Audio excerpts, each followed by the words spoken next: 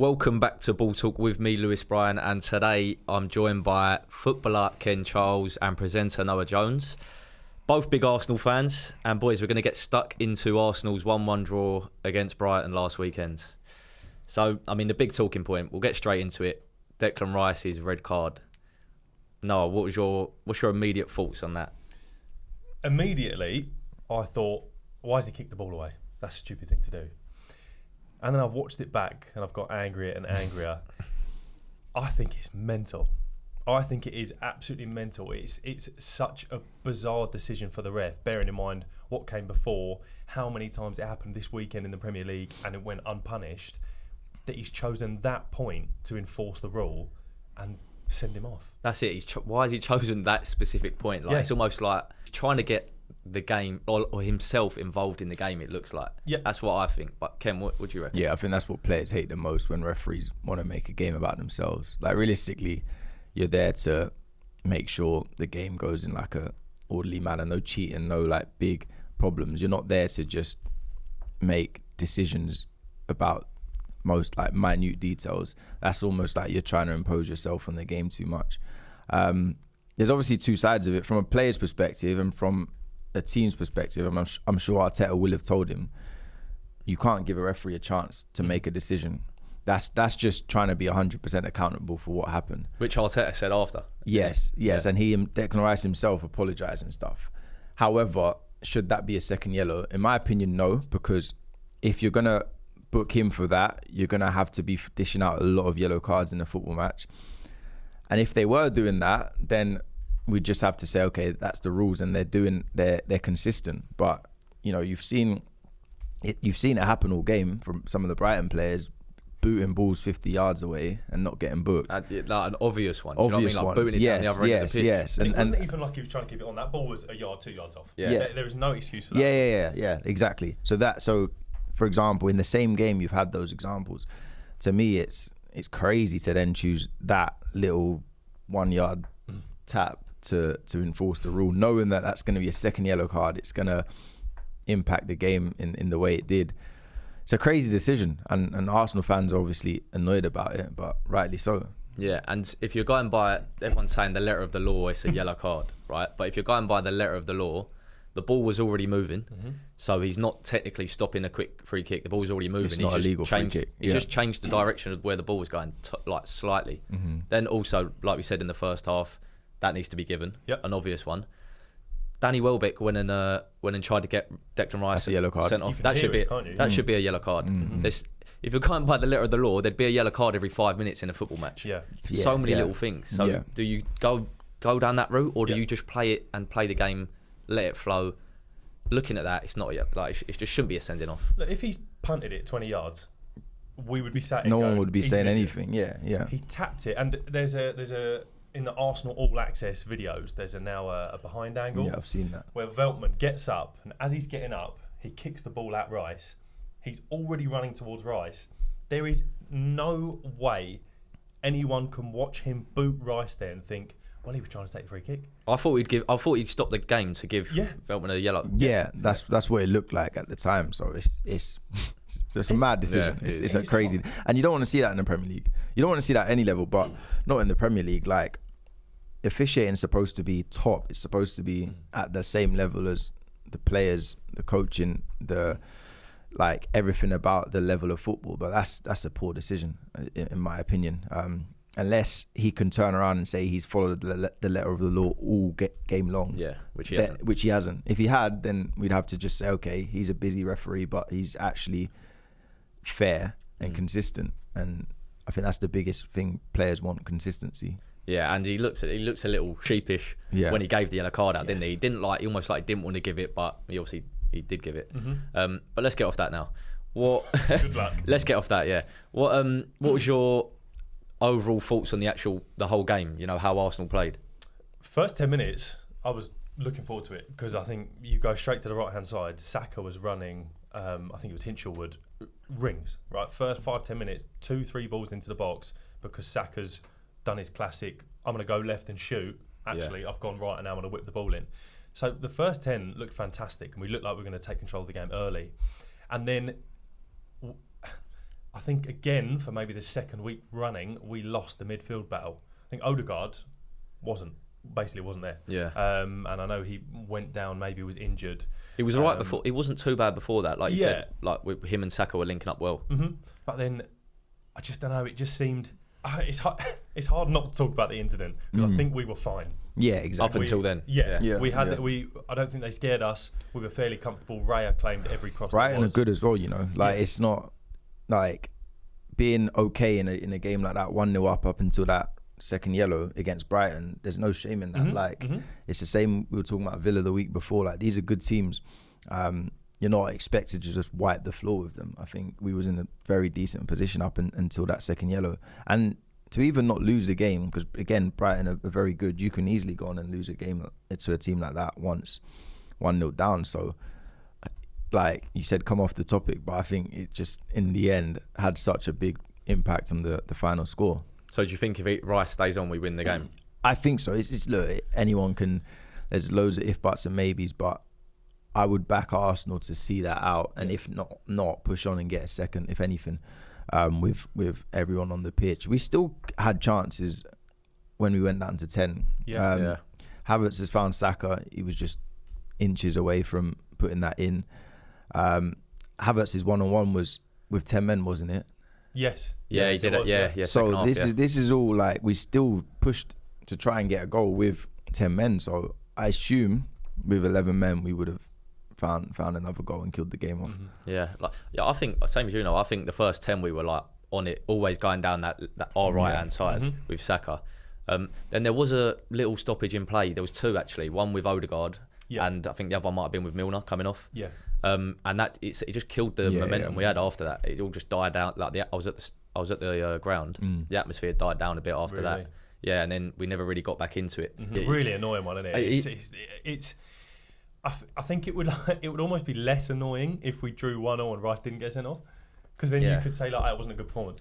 But you never want to go, it's the ref's fault that we didn't win that game. I don't like that. No, of course not. You play the situation that happens. You know, you can't just say if that didn't happen we would have won. Well, it did happen. So you got to find ways to win when stuff don't go right. Yeah, of course. And there's so many instances you look at in a game like Saka, Havertz. There was one ball from Odegaard, I know I've said already, I don't think he played great, where Calafiori's busting down the left late on in the game. All they got is dunk. And he hasn't managed to put him on. 15-yard through ball, if not to feet, and he's kicked it straight at dunk. And it's like, he doesn't do that. So what has happened? Have we let that Rice incident annoy us so much that even the players didn't get to it? Or are we just one man down? Yeah, maybe. Boys, the footballers actually wear grip socks. Yeah, especially nowadays. I mean, if you just wore your own match day socks, your foot does slip about a bit, and that actually it does make a big difference. To be fair, doesn't it? Yeah, that's why you see a lot of players cutting their socks. They like to have their own socks, and most players do opt for grip socks. Definitely. I get a lot of I've got big feet. Get a lot of blisters. I've been wearing some grip socks for the past month. Not one blister. Funnily enough, this pod is sponsored by FitKnit Grip Socks. So if you want to get yourself some, these two are footballers. They've told you to. FitKnit Grip Socks. Use code BT10 for 10% off. I just want to talk about Havertz, okay, because he got a goal. How did you think he did? Like, obviously the transfer window's shut now. Are you happy that we haven't got a striker, or are you unhappy that we haven't got another striker? Because he scored, what has he scored? Two in three now. 2 in 3. He's aiming for 20. Do you think he can get it? Yeah, he's come out and said that. Whoa, that is not No, I back him to get 20. It's just most strikers don't come out and most strikers will say I've got a target in my head. I'm not telling you, because then you just get it gets thrown back at you at the end of the season. So I'm just surprised he's actually come out. I don't know if he's come out and said in an interview like I want to get 20. It might have been worded that, oh, do you think you can get to it? Like I don't know how it was worded, but the title was Havertz. Obviously, okay. No, I back him to like. He's 2 in 3 in an Arsenal team that creates loads of chances, and he's going to play. We haven't signed anyone. Nketiah's gone. Jesus is almost never fit. So are you happy? Do you think he's good enough to be our only striker this season if we want to win the league? It's a great question. I mean, we can. I would have liked to have seen an enforcement in that position. Definitely, there's no secrets about that. But there's not many people I would have brought in ahead of him, if that makes sense. I wasn't thinking we just need any random striker. there was probably a list of 3-4 strikers that I would say they would be improvements. We didn't manage to get any of them. Can Havertz on his own do it? Probably. Big ask. Probably. It's a big ask because look at what City have. Yeah. We're talking about 2 and 3. He's 7 and 3 over there. So it's just you can't compare them. Yeah, you cannot compare he's got them. do you see his hat-trick stats? Yeah, it's ridiculous. It's like a hat-trick every 9 games he's got so far. 8 hat-tricks in 69 games. Yeah, which is horrendous. But I can't even. You can't even think how. That's unreal. Yeah, there's no words, mad. Is there? So obviously the transfer window's shut. We're talking about Havertz. He's our only real striker at the moment. You know, we sold Nketiah, Reece Nelson, Smith Rowe. How would you rate Arsenal's transfer window? Because a lot of people are saying it's not been great. You know, we wanted the striker as the main person. We didn't get one. We got Marino in, who's obviously injured. Calafiori. Has it been a good window for us? I think it's been a good window. I think if you look at everything you read into, there's a lot of talk that this was never going to be a massive transfer window for us for incomings. Next year will be where we sign Isak. Why though? It's business, isn't it? Who knows? I assume it's only to do with business / financial fair play. Yeah, that's the only, because you can see from the way we've spent this summer compared to last summer, just a big contrast. Yeah, and it can't be because we're not ambitious anymore and we don't want to spend big. To me, it just seems like there's a limit on what Arsenal can spend, and this summer it looked like the focus was on outgoings. From a business perspective, the outgoings were great in terms of the money it's brought in. The short-term business. Short-term, in terms of the money it's brought in, you know, from an Nketiah, someone from the academy, Smith Rowe, someone from the academy. Who else is Nelson out alone. Yeah, that's and then brought in the Sterling deal. In the end, I think was probably a good move considering the situation we were in. I think if you look at deadline day, we haven't really signed a forward. We've let a lot of forward players go. Do you take a 29-year-old Raheem Sterling in on no loan fee plus basically half, if not even less than half of his wages? You have to take him under those circumstances. So such a good signing. It's a great signing under those circumstances. It's a great signing, and obviously we hope that Arteta can get him, even if he gets to 80% of his best. Yeah, he can. That will make a big difference for us. Do you see him coming in and like potentially starting or making a big impact? I see him eyeing down that left wing role and saying he can grab left. That. Yes. I mean, that's where he's played for City primarily. Yeah. Obviously, recently he's played on the right. He's not taking Saka's place. Yeah, I know, but he can be a good cover for Saka. But I'm saying from the play, well. yes. I'm just saying from his perspective. Yeah. I'm sure he's not coming thinking, I'm just gonna be a backup to Saka and that's it. Like, he's trying to revive his career. He must be licking his lips on the left wing. Yes, like, that's what I'm saying. But he's not nailed down the position. That's what I'm saying. Martinelli is currently not in form. Trossard is in form as a sub. But we spoke about that, didn't we? But I don't even know if Arteta fully likes Trossard like that in terms of as a starter. So like you said, he must be licking his lips thinking, if I can just get into form, why can't he start on the left wing in 2-3 months' time? Why can't he be that go-to left winger? I can see that happening. He's worked with him before as well. They know each other. Like, everything's aligned for Sterling to do well at Arsenal. For sure. He might not, but it's there. The opportunity is there for him to do well and revive his career, and he should have every. Because that's what I was going to say. Like, he's got every reason to come in hungry and try and make a point, because he's been disrespected at Chelsea. Like, you could argue he's still their best left winger. You could argue that. Yeah. And they've stripped his number off. Wants to get back in England as well. They've said you're not even if you stay, you're not involved. Like, that's a big disrespect for a player of Sterling's caliber and what he's done in the Premier League. And he's not 35 or something. Do you know what I mean? Like, he's in his 20s still, which is mad. So he should be hungry. And this is like a lifeline for him. It's not like they've sent him to a mid-table Premier League team. They've sent him to a team that's going to be pushing for the title.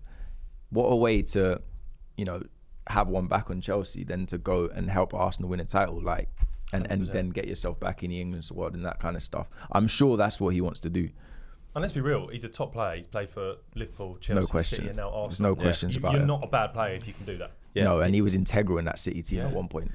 Well, and also look at his international career. Like, he's probably been our most effective player, like in terms of numbers in major tournaments that we've had in our generation. Definitely. Yeah. Along with Kane, like he's in that bracket. So yeah, absolutely. It's just about how close to his best can we get him. That's as simple as that. And if we can get him close to his best, then it's going to be an unreal signing. Yeah, no, I agree. Let's just talk. We just mentioned Trossard.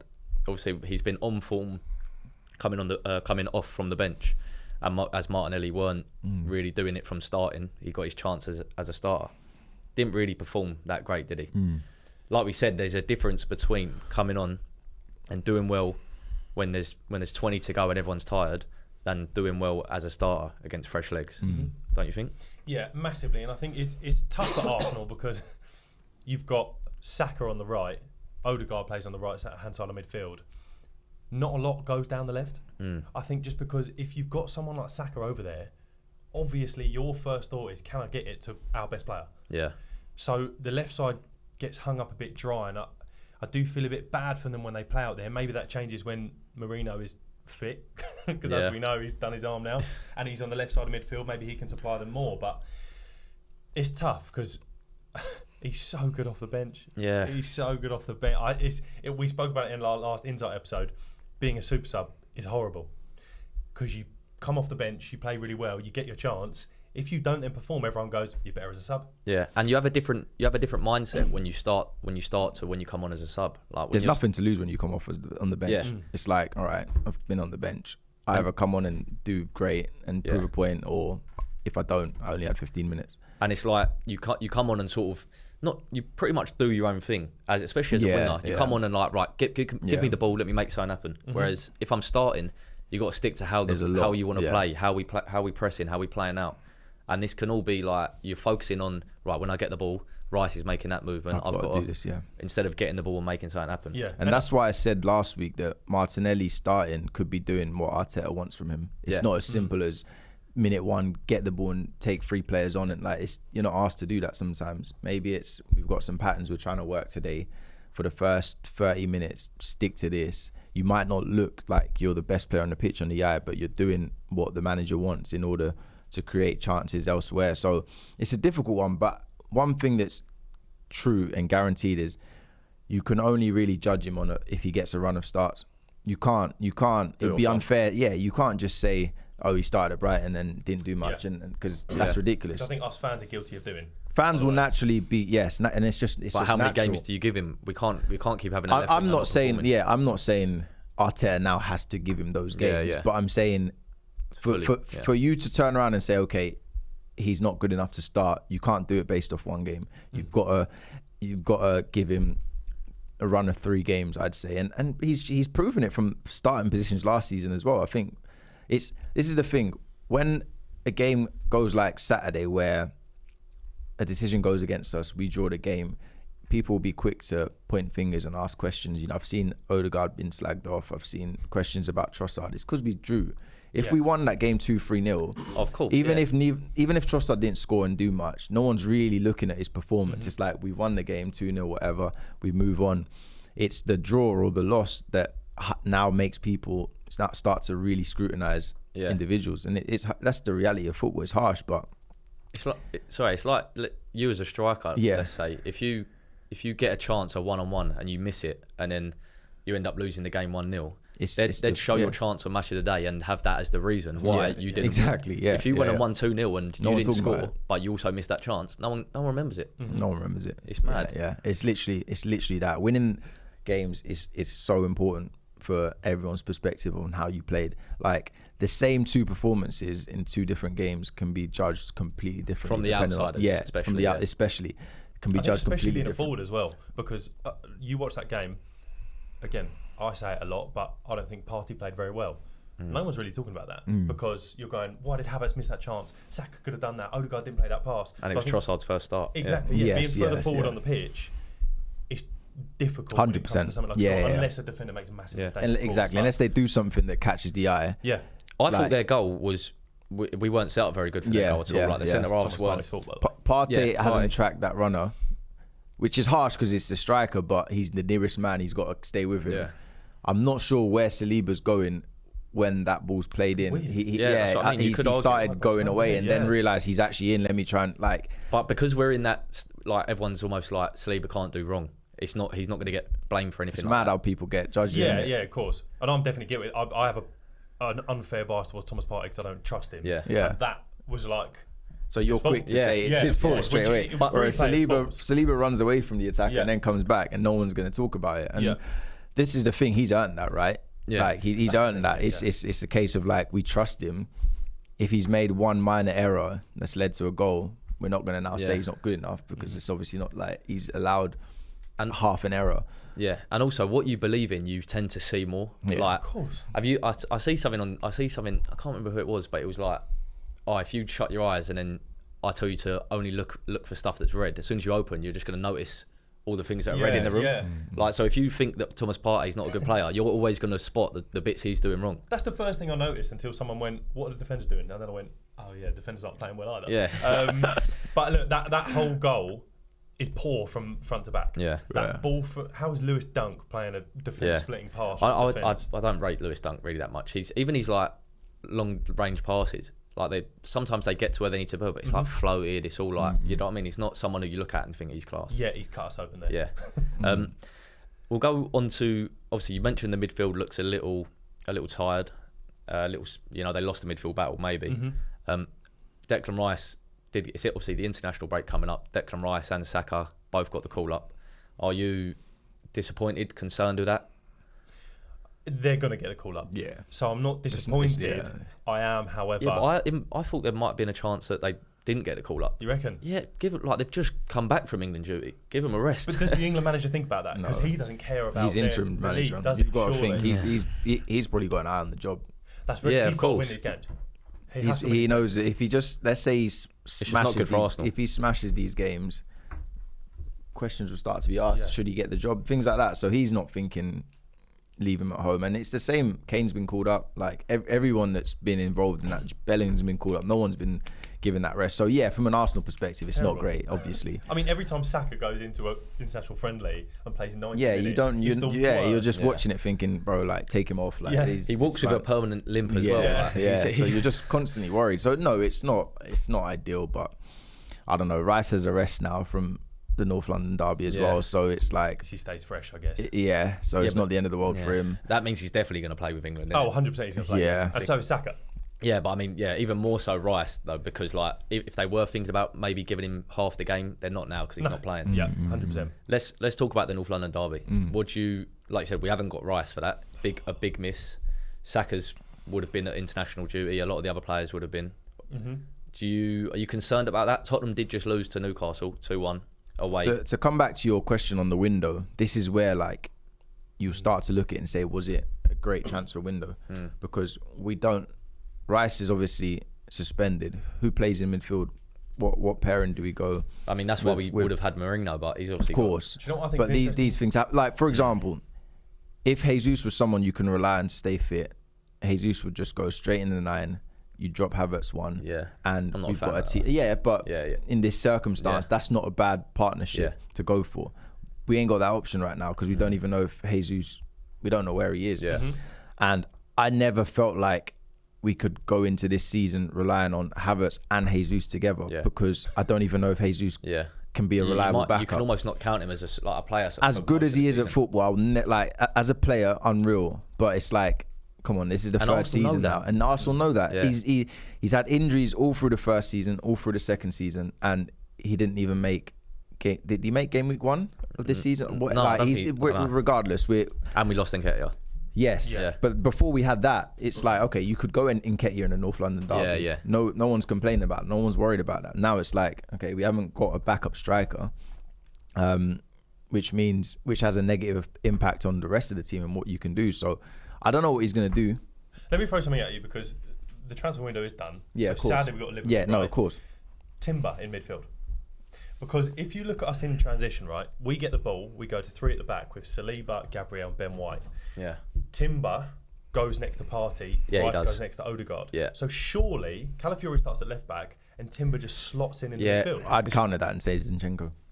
Yeah, I'd be more. I'm not a Zinchenko fan. Yeah, I'd but be if you're more going to go for comfortable with him midfield, to start in Yeah. midfield, it's a different. it's a completely different game. It's so different, honestly. Wow. It's not to slot in from a left side centre back or left side left back into midfield. He's very good at doing that. To now say you're going to start in midfield as a left-sided midfielder, that is a whole nother role. Really? And in terms of who I'd trust more in that role, it'd definitely be He's done it Zinchenko. for his country. Zinchenko can do that, and he is a centre midfielder that's Pretty kind of much, been pushed as a left back. Probably just not good enough for City's midfield, not good enough for Arsenal's midfield, so he ended up as a left back. But if you're going to go one off between those two, Zinchenko starting there isn't a bad shout at all. If not, that leaves us Partey, Jorginho, I don't think you can do that. which is slow. I don't think you can Which do is that. I actually slow. don't think you and can do Tottenham that. are a transition team. They Who go. else have we actually got? We ain't got anyone else. No other centre Ethan mids. Waneri, but he's an Vieira's attacking- gone. Do you know what I mean? Like it's Yeah. just we've. I don't know if we've shot ourselves in the foot here, but Midfielders. What about Trossard in the high, like where Rice was? A higher. it's I an don't option. mind It's it. an option. I don't It's an mind it. option. But then as soon as we go to defensive, Or what, Havertz. does very Trossard go attacking. CDM with Partey? Yeah. Like, does that Where is work? this? Where's the North London derby? At Tottenham. At Tottenham, He's not yeah. playing Trossard there. No, it He's could not- even be he's a not. Havertz and Martinelli as the 9, something like that maybe. But I don't think. I I don't think think you'd want to move. thinking of Martinelli. Arteta, what he would do is either Havertz, if either Jesus is fit, or he Yeah. can even Sterling or someone to play. That's what I'm as saying. a Martinelli forward. sometimes plays there. Yes. Or he would do Zinchenko in Yeah. there. Let's not get it twisted. Last year, Ben White. If he weren't so good at right back, he could play centre mid. look, He could. Last year we went to Spurs and we were 3-0 up at half time. We didn't have Rice. So although We did, didn't yes, Rice played that game Oh, did we? because he gave the penalty away. good point. So we're losing North London, aren't we? I don't. They just lost to Newcastle Spurs, so it's not like I don't they think. drew to Leicester on the opening Yeah. game. No, this They're- game's winnable, by the way. Yeah, before even we at Tottenham. panic, it's Yeah. 100% winnable. Yeah. I'm not saying it's just about right. Who did we play I think that last was my year? main point. Last year you had a lot of options. Think about it. You could just go Vieira in there, Smith Rowe, if he was Smith fit. Rowe in there. You could go Havertz down into the 8 and Ketty up front. Right now we're actually like shit. We actually haven't really got We're bare bones. at that the many. moment. Yes, We've because got loads of Marino, centre-backs. unfortunately, Or like left backs. any like defensive positions were good. We can double up on them: left back, right back, centre half, whatever. But 5 at the back. yeah, but when it comes to midfield options, strike options, it's not that many. So we'll have to see what he's gonna do. So to leave it, what do you do? And this is for both of you. If Jesus is fit, I drop Havertz 1 and play Jesus. And if So he's not, Havertz goes left midfield. Yes. Like he has done. If he's not fit, I go Zinchenko. yeah, That's me personally. obviously. I'd agree with both Yeah. of them.